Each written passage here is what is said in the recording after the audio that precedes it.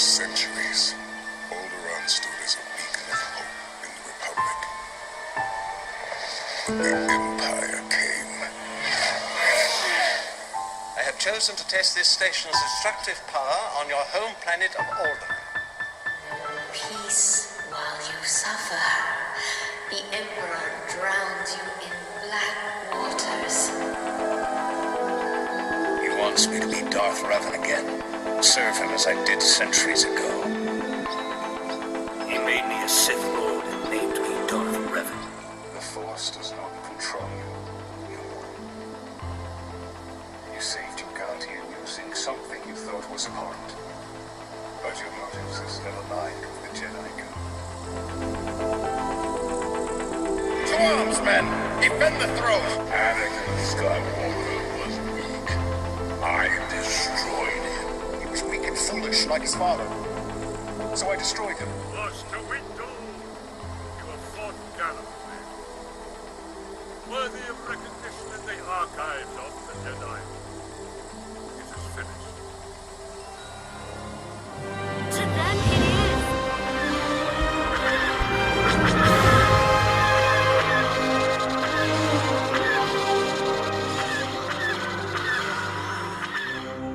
I have been waiting for you. Is it true that he is the chosen one? Hey, and welcome back to State of the Galaxy, episode number 3. Today I'm joined once again by last week's guest.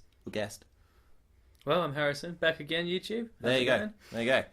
So, today, because we definitely didn't do it last week, did we? We didn't do the Star Wars questionnaire. No. So, this is something that I did with Tom in episode 1. I'm going to run through... So, I don't know why it became viral, but it did for a time. It was the one that most Star Wars fans went over and gave their own views. So, we're going to start off with a really simple question. Question number 1. Would you be a Jedi or would you be a Sith? Probably a Sith, because they get the more fun powers. They do get the more fun powers, you Force Lightning, Force Choke. Despite the fact that Luke trains in that, but to be fair, Luke's starting a new Jedi Order. And question 2, what is your favourite world or planet? Definitely Mandalore. I Yeah? like Mandalore. It's always cool. Giant square box and Yeah. in the middle of like a salt plain. It's pretty cool. Everyone has jetpacks there, you know? Everyone. Everyone. Even the babies. They're just Yeah. born with them. Yeah, some drugstores have painkillers. Mandalorian ones have jetpacks. There we go. As you do. Outlaw jetpacks. So this one is going to be a bit of a long-winded one. It's lightsaber type, colour and combat styles. So just for those who are watching the podcast, probably not for us here, who aren't familiar with the general lightsaber types, you've got the general standard one as used by Obi-Wan Kenobi, Vader and Luke Skywalker, normal hilt with a normal length blade. Then you've got the lightsaber Shoto, which is the one that that Yoda wields, which is significantly shorter, but it's quite useful for his stature. Although saying that, Luke Skywalker wielded a lightsaber Shoto in the original canon. It was red. And then you've got things like the lightsaber saber staff, which is what Darth Maul wields. And you've got the saber pike, which are the ones that the Jedi Sentinels in the Clone Wars wield, which has a far longer hilt, but a very short blade on either side. And the corrupt Jedi and the Force Unleashed. There we go. And then you've got far more abstract ones like the lightsaber whip and the lightsaber crossguard, as seen by Kylo Ren, and then in Star Wars Rebels. So, which one would you wield? Definitely a pike. Yeah, definitely fun. a Long lightsaber range. pike. Nice. That's Okay. your blue one. And what? Okay, so that's your crystal that you choose, a lightsaber blue. Nice. Okay, so the next part of that is the combat styles. So there are actually 7 forms of lightsaber combat. We're gonna run through them all.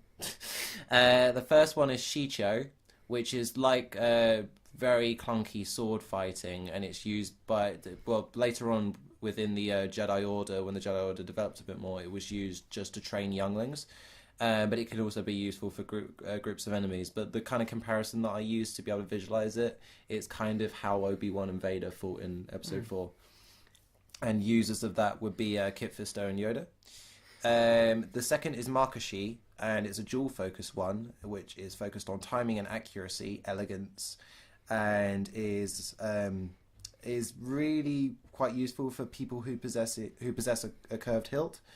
So famous users would include Count Dooku. So it's a dual focus one, and I suppose a way that it's described is that it's almost like the person who uses it is mocking the other person in almost like a dance, where they're swooping around and can also involve acrobatics and things like that. But it's mainly swishing movements of the blade.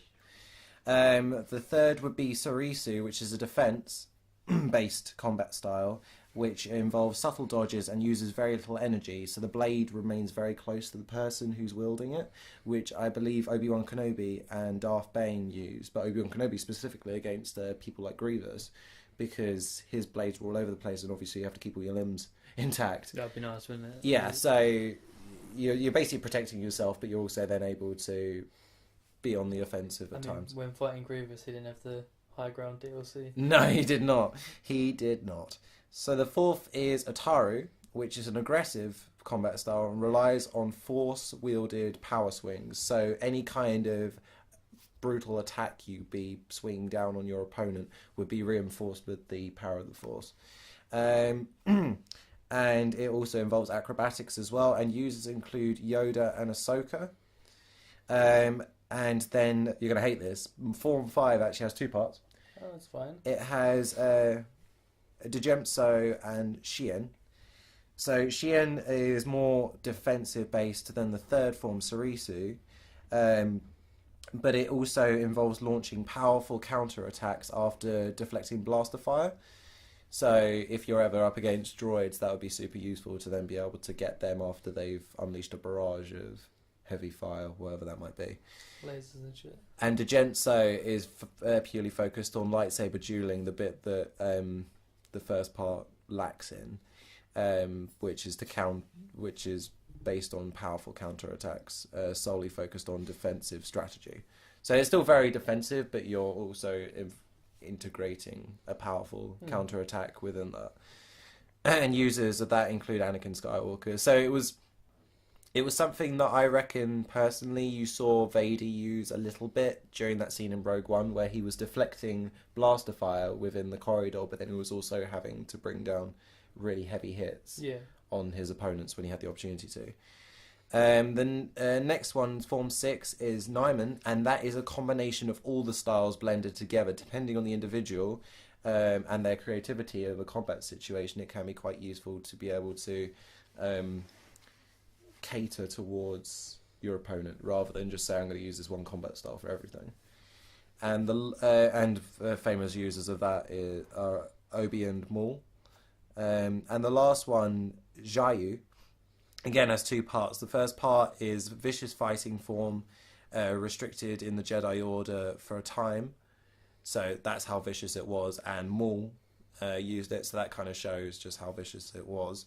And the second part of it is called Vapad, which is furiously channeling out the...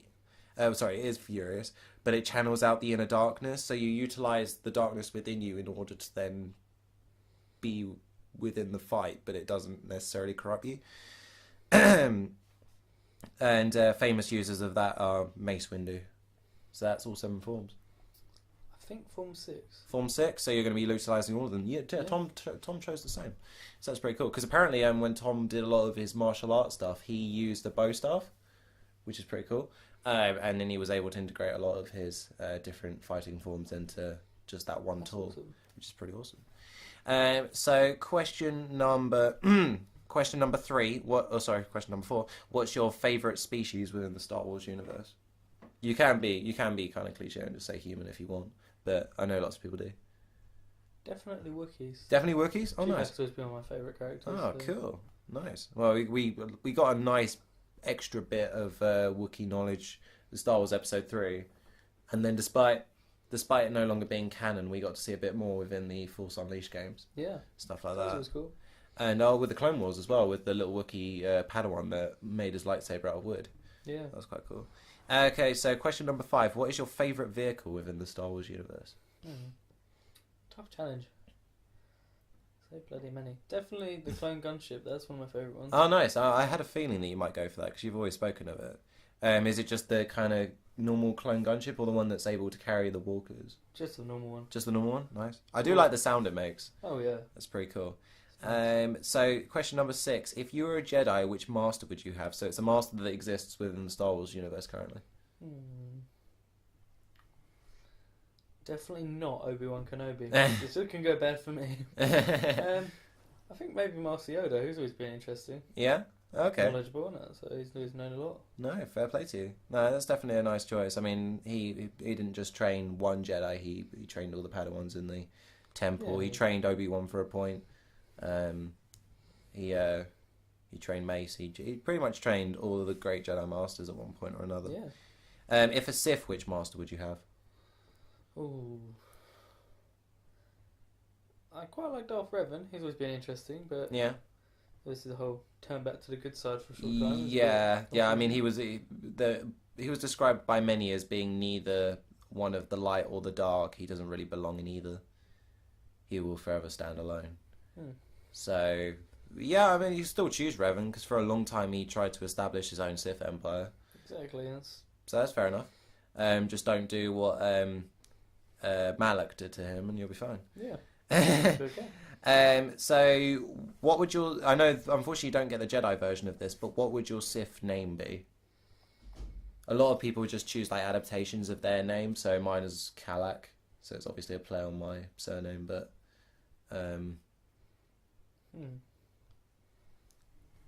Jedi Bane.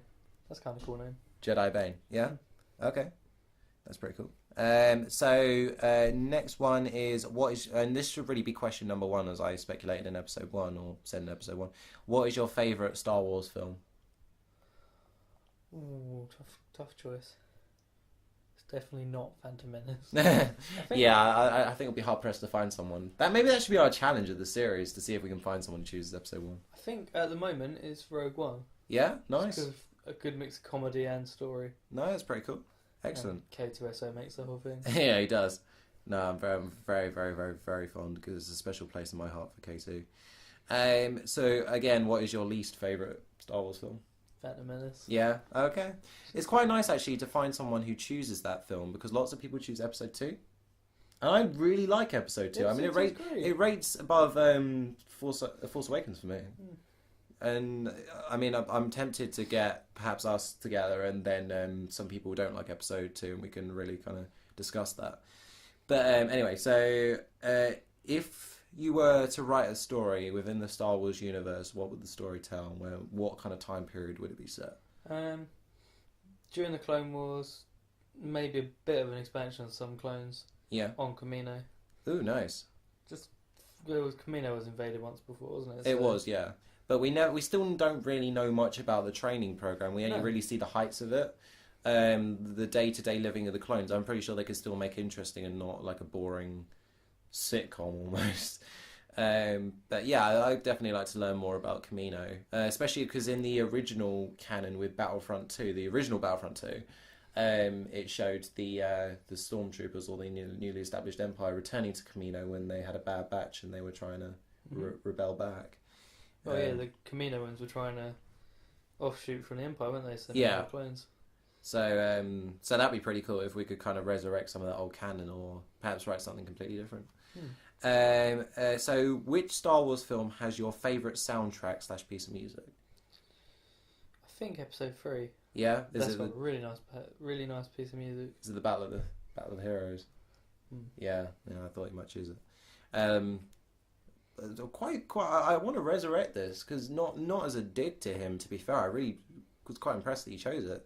But Tom, when I asked him this, he chose the piece of music where Kylo Ren's talking to the Mask of Vader. Oh. And although it's really short, because they kind of slow down the classic Imperial March theme, and it is quite atmospheric. And then you've got kind of like the almost echoing breathing of Vader, which adds to it quite nicely. I've listened to that music since, and I definitely see why I chose it because it made that scene. So next question, and I'm pretty sure I know the answer to this one. Do you collect figurines? Not Star Wars ones. Nah, that's fair enough. In your opinion, what is the best thing about the EU? So not the EU that we know, but the EU expanded universe. There's just so much in it. It's quite vast. I mean, we're still talking about the EU that's no longer considered canon. So the stuff that's now Star Wars Legends. Yeah, I mean, in quotation marks. So much extra stuff, isn't there? There is, and it's constantly expanding. It gives. Is it a metaphor? I don't know, but something that I brought up in episode 1 is, and quite a nice kind of way to look at it, is that George Lucas has created a brew, and he's allowing lots of people to stir the pot, but then he's not allowing people to keep what they give into that pot. They're just continuously adding to it. Yeah. It's like a potion in a sense. It is, but the point that Tom raised was when do we overbrew? Yeah, when do we turn the kettle off? When do we go? Yeah, when do we stop? Take the bag Or when and do go. we go too far and then realise we probably should have stopped? But hopefully we won't get to that point in our immediate lifetime. Who knows? And what is the worst thing about the EU? That it's no longer canon. Yeah, there's that part that we love, and it's no longer canon. All the good stuff happened in the EU. Yeah, and last question, and you're probably going to be quite thankful about this. What does Star Wars mean to you? Oh, it's one of the sci-fis that I grew up with, so it's quite a close thing to me. So it's great. It's a nostalgia tour for some of Yeah. us. And the fact that it's still being produced now, because we can look at things like Stargate. Sorry, not Stargate. Stargate's good. Oh, was it? Oh, it's the one with the troopers and the giant bugs. Oh, Starship Troopers. Yeah, Starship Troopers. That was made ages ago, wasn't That was it? so untouched. They haven't done anything since. But in a way, that's kind of nice. But with Star Wars, obviously, for the most part, it hasn't ruined it. But when we look at Starship Troopers, we can only be nostalgic about it. But then when we look at Star Wars, we can be nostalgic, and then we can look forward to new content coming out very, very soon as it happens, or at least where we stand at the moment. Okay, so I'm going to see how far we've gone into it. So we've 15 minutes in. So something that I wanted to discuss, the main topic of today's podcast is theories on standalone films. Now, it's something that we've talked about in the past. I think we talked about it a bit in episode 2. I said that my theory was that we were going to have films that stood in between the original trilogy and then the prequels. These are going to be the standalone films after what we've already had, Rogue One, then Han Solo and Kenobi. What I did was I drew out what I wanted to see in between each film. I don't know what you're more than welcome to throw in ideas in between these films as I shout them out. But what we're going to do is we're going to start off with standalone films between episodes 4 and 5, as we've already had between episodes 3 and 4.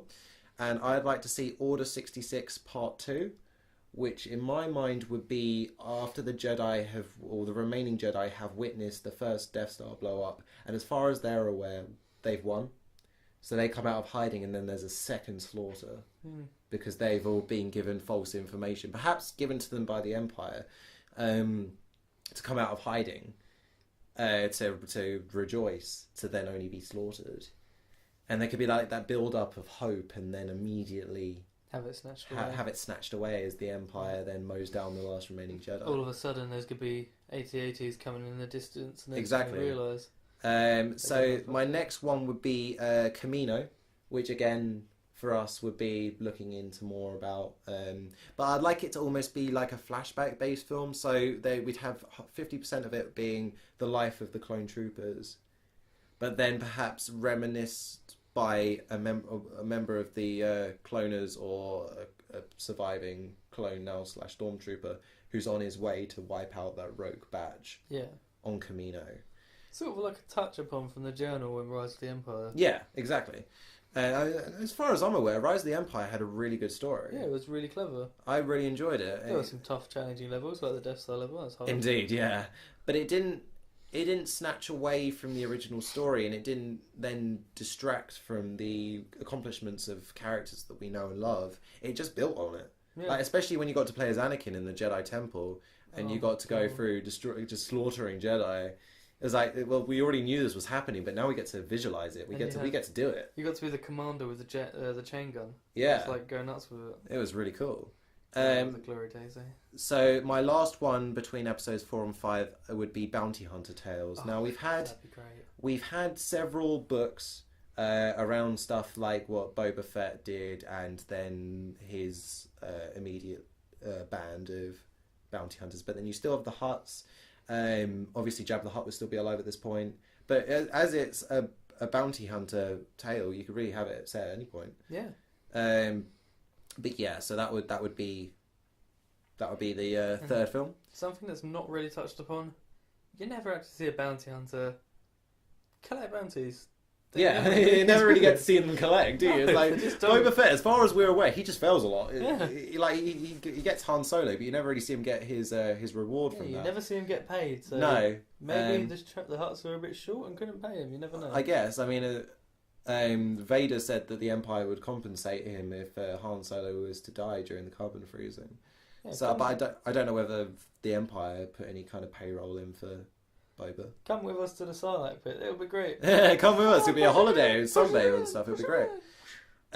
So moving on between episodes 5 and 6, I'd love them to do a live action adaptation of the book Shadows of the Empire, which is set immediately after Star Wars, immediately before Star Wars Episode 6, but it depicts Luke building his new lightsaber and having to kind of almost tightrope walk his way over the dark side because he's just been given this information about his father, and he's lost Han Solo, and he like everything in the galaxy to him is very much on a seesaw. He doesn't know which way it's going to fall. So I'd love to see the unsurety of young Luke, whoever might play him.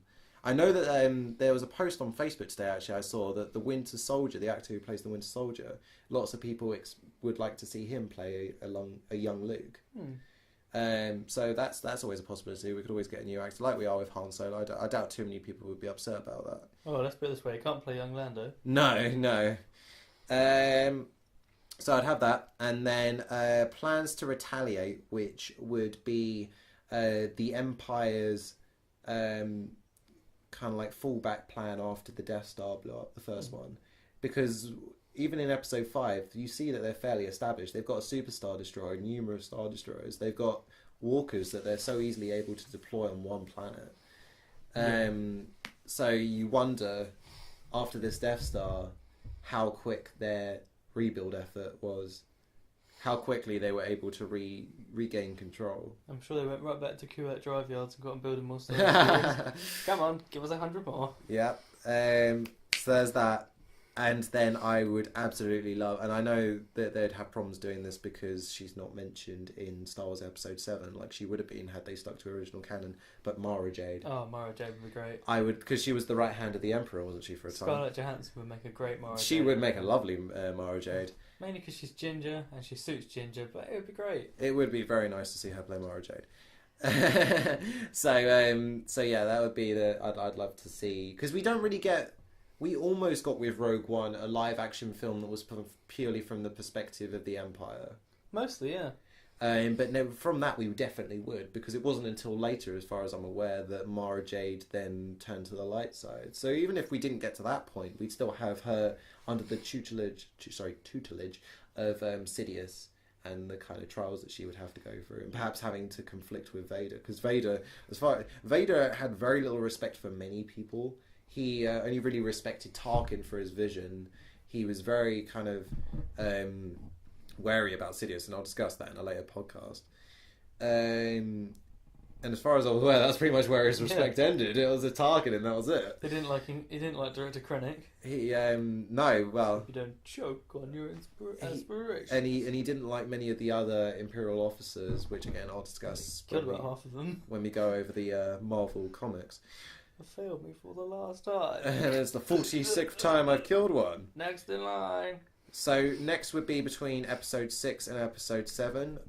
There was a graphic novel called Journey to the Force Awakens. I would like to see a live action version of that, because after the Rebels defeated the second Death Star, they then had to go and do like a mop-up operation of all the remaining Imperial bases. And for the most part they succeeded. So I'd like to see that, and I'd also like to see... I mean, they don't necessarily have to focus on the main characters, because I know that'd be rather difficult with how old they are now. But definitely try and bring in perhaps another actor to play. Maybe just do a like side story for Lando, please. Yeah. I want more Lando. Lando gets his club back. Lando retreats to Cloud City. Lando and the guest house, you know. And the next part is actually based on a story that I'm currently working on, Life as an Imperial. Oh. Which the general premise is, it's a story of two members of the Empire who fall in love, but one of them works on a farm just producing supplies for the Empire, and the other one works actually quite high up within the military, and it's kind of like this unsurety of whether this person's lover will ever come back. And then one day they don't, because it's set during the Battle of Scarif and he dies during that. And then the rebels actually come and bomb the farm, but we see it from like an evil perspective, because as far as we're aware, or as far as we know, this attack isn't provoked at all. It's just like, you are associated to the Empire, so you must be killed. And this guy just hasn't really done anything. He's just done his job. But yeah, so that's what I'd like to see as a second standalone film between episode 6 and 7. Last of all, Luke's new Jedi Order. Seeing That'd be very interesting. young Kylo Ren. Not even that. I mean, as far as what we've heard from episode 7, there were at least 4 or 5 younglings. I think that's right. That were a part of Luke's new Jedi Order, including Kylo. So there's no reason why we can't perhaps dive into that. Maybe not even, because I predicted that coming out in 2038. Wow. Which is quite a ways away. So hopefully you won't have to wait that long for a story like that. Well, you could have your 100th episode and tell us if it happens or not. There you go. We'll hopefully be doing this for a long time. So that's between episode 6 and 7. Don't worry, we're getting near to the end. Next part I'm going to skip further towards the beginning, before episode 1. Now, that'd be interesting, because you just don't know what would happen. Exactly, because now that they've discontinued the canon, they can resurrect some old stuff. My first, of course, being Revan. I want a Revan story. I would so like badly. A rise of the CIS. That'd be a good story. That would also be quite Because cool. all of a sudden in episode 1, they're there. They're prepared. They've got big armies. Because I'm still a bit unsure about the canon with the CIS. The CIS and the Trade Federation are separate, aren't they? No, they're together. But I thought the Trade Federation funded or helped the creation of the droid army. They weren't actually the ones who established it, because you still had like the banking clans. Yeah, they helped, but they are sort of allied. And like what was that weird robot that like skipped a translation circuit during Dooku's meeting? The Techno Union. Yeah, the Techno Union, and you've got the Geonosians as well. Yeah. So they all play a part. I suppose the Trade Federation isn't really the main. You got the Nemoidians as well. Yeah. So so they all kind of played a part. So yeah, I would like to see how that kind of all came about, how that all got established. So the next, I don't know why we had a Star Wars video playing, but now we're not watching that. Yeah, now apparently, we're watching Call of Duty. Fallout 3 walkthrough or something. Interrogate the Haitian, I think it's called. There we go. I may quit out of that. But so yeah, so the next one being Purge of the Jedi, which would be again during the Old Republic, when I can't remember what they referred to it as, but Coruscant had kind of like a holographic shield that protected the planet. Well, let's call it a holographic shield, man. Okay, a holographic shield. So they had a holographic shield, which protected the planet, and they infiltrated, just disarmed the shield, and then they were able to bomb the planet and consequently invade the Jedi Temple, the Sith army. And it'd be great to see that in live action, because I think there was a treaty going on at the same time, which was meant to restore peace between the Empire and the Old Republic. But obviously that fell through when that attack happened. When the Jedi Temple fell down, I think that kind of went out the window. Exactly. And then the last one being the Sith, which I know is quite vague, but then you could have anything like Plagueis, because he's still canon, of course, despite the fact the book may not be. He's still mentioned in episode 3. He's still canon. I think what you need as well is a bit of a preparation on Korriban when they're about to attack the Republic in the old Republic. Yeah. And you got to prepare. They must have made a lot of lightsabers and trained a lot. Yeah. All them droids and stuff. Exactly. So perhaps a preparation on again from the dark side view. Yeah. Now this gets into more kind of like fan service, because I feel like we really need this. And by the way, we're now looking at year 2046. This is my prediction. But between episodes 1 and 2, a Dooku film. Nah, I don't think it's needed. Oh, but why? He's not He that comes great of a out. character. He comes out of nowhere. Very much like Grievous does. He's a fallen Jedi who turns to the dark side and gets in charge. But I've also been looking into actors who could play this, and I was talking to who I hope to be another guest on this at one point soon. I was talking to her, and she agreed with me for the most part that who do you think Christopher Lee looked like when he was young? I don't know who did it look like. Come on.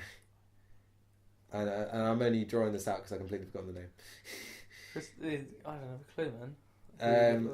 People are really gonna hate me when they listen to this, but who's in Ghost Rider? No. Yeah, I'll show you a picture No. later. They are the same person. All the bees. All the bees. Please remind me who the actor's name. Nick Cage, There we right? go. Cage rage. There we go. So No, he couldn't because he'd be old and he'd have a cage rage with a lightsaber. It's dangerous. Someone might lose their eye. he might bust a hip. All the bees. But they do look very similar. It's quite scary. I mean, I don't think he will look like Christopher Lee when he's older, but he does currently He'd look. be like Nick Cage, but a little bit more fringe back, like slick back bald. But he does look like a young Christopher Lee. It's really weird. Nah. I don't know. I'd like to know more about Dooku and see his training with Qui-Gon and things like that. I could see it happening. And then another one I want to call Unraveling, which is a psychological horror of the dark side, because we never really get to see how the dark side corrupts people. No. We only get to see the kind of result. I mean, Anakin said, "Oh, you will be my master." Next thing, he's got crazy eyes and he's killing loads of Jedi. Yeah, What do you know? there's no kind of in between. No. Which I think is what people complain a lot about, that there's too much of a jump between nice little baby Anakin and then just psychopath murdering Sam people and then eventually younglings. I won the pod race. Yeah, Kill everyone. I won the pod race. No, die. So yeah, I'd like to see more on how that actually happens. And funny enough, actually, Marvel Comics are doing quite a nice depiction of that. So it shows that there are people who are interested in it. And the last one between episode 1 and 2, Cyperdius. I need to know. I need to know because apparently they're like in the original canon or something. He was in league with Dooku. I don't know if I got that right. No, I think Dooku sort of uses his name. Yeah. Like he planned the clone army. I don't know how he paid for it. He must be like a super billionaire who's now not a super billionaire. Well, yeah, because his family. I can't, it's because he was a count, wasn't he? Yeah. So it's just strange. So yeah, they definitely had a lot of money behind them. But yeah, I think I'd like to maybe if not a film, then perhaps part of Dave Filoni's new animated series, Or something perhaps like that. part of the Count Dooku story, because that's quite a big plot to it. The So Clone they Wars was really planned. They could intertwine those two a bit. And then last of all, episode 2, and you're going to hate me for this, Grievous. No, Grievous is great. Because Grievous, for those who don't know, used to be a humanoid, and like his whole name is based off of the fact that he lost his loved ones due to the fact that the Republic didn't intervene in some kind of war. Yeah. And he was a great general. And after he got exiled, his ship was shot down, and then the Separatists offered to rebuild him so long as he fought for them. He basically got cyborged. Basically, yeah. So I'd love to see a bit more on that. Perhaps the origin story of Grievous. Well, his lightsaber training. Yeah. Basically, I'm going to whack these big lights around and cut stuff. I'm just going to hope that I don't chop off my own arms in the process. Oh, that'd be painful. I can't remember why this next part. Oh yeah, I can. The next one between episodes 2 and 3, and it's only really because of his appearance in the Clone Wars. Sol Guerrero. Oh, Sol Guerrero. Be nice to know a little bit more. It about would, Sol. especially for those who haven't seen the Clone Wars, because I've watched Rogue One with quite a few people now, and lots of them have been like, "Why do we care about this guy?" I mean, it's still sad that he dies, but why do we care so much? Because Boogalet. Because Boogalet. Because sad face. Because weird tentacle monster. Weird squishy alien octopus. That was brilliant, Harrison. I love that. That was awesome. But so yeah, wow.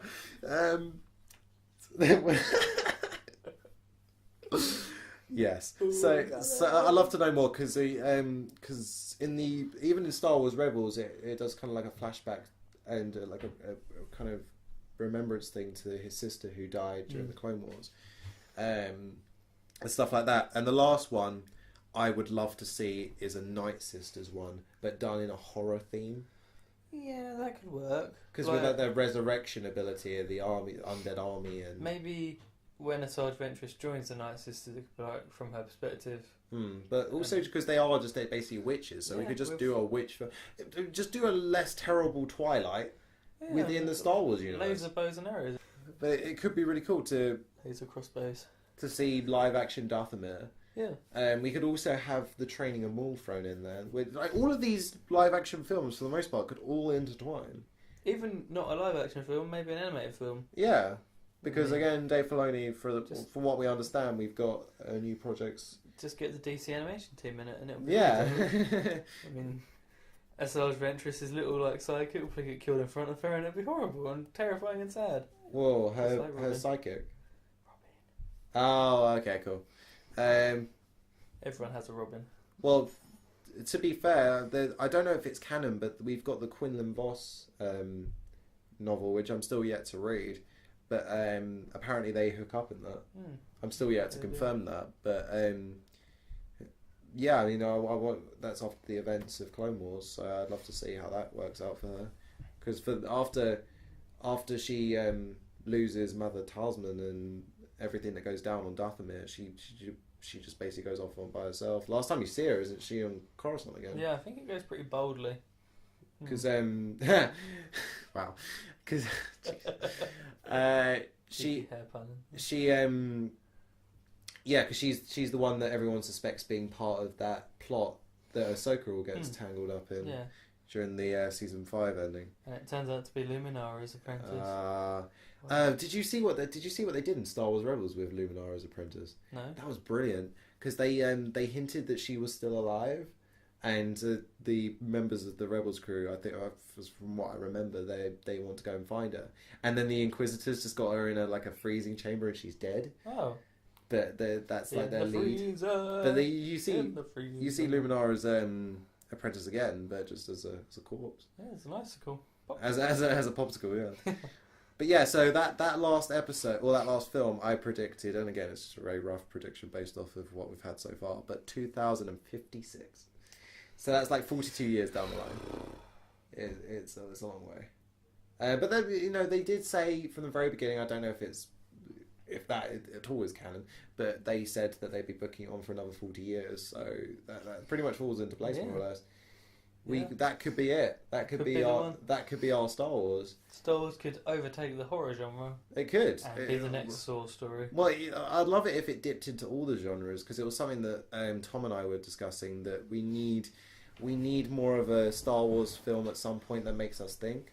Otherwise, we're just gonna get the same old stuff again and again, and it is gonna get watered down. And again, the brew is gonna get ruined. The coffee's gonna get spoiled. We need new seasoning. But anyway, so we're gonna wrap up this episode of State of the Galaxy. Thank you very much, Harrison, for joining me. It's been great to have you. Yeah, it's been great to have you on again. So whether you are Jedi or Sith, Republic or Empire, Clone or Droid, Rebellion or CIS, First Order or Resistance, Rebel Scum or not Rebel Scum, I hope you all have a very nice evening, and may the Force be with you.